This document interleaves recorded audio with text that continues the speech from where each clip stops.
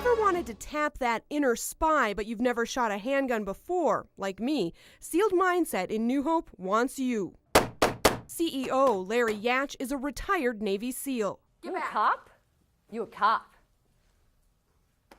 Good. His wife and the vice president, Ann Yatch, has a background in counterterrorism. I'm going to go through what we refer to as a checklist. The Spy Date at Sealed Mindset is their way to teach personal safety and defense without fear, but with a little James Bond edge. The everyday person doesn't want to be afraid when they think about safety.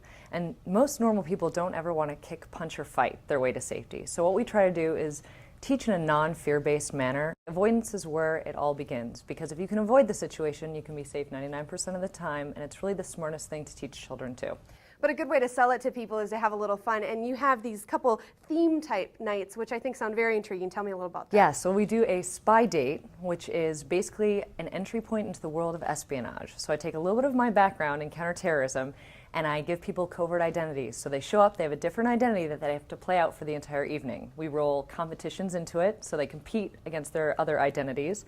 We also have a little bit of range time, so they can focus on learning how to handle a handgun if they were to be a spy.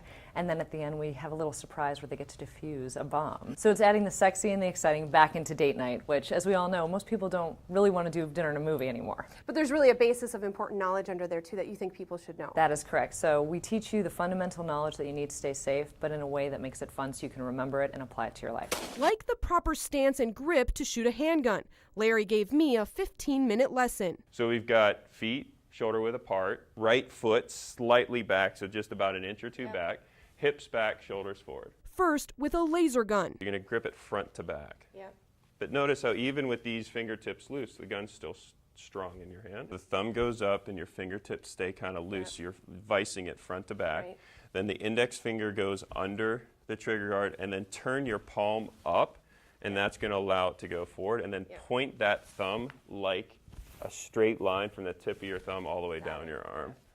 Good, that's perfect. Slow, steady pressure to a surprise break.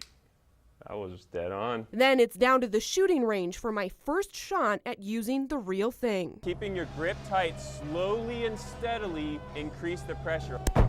Not bad. Not bad at all. Not bad at all.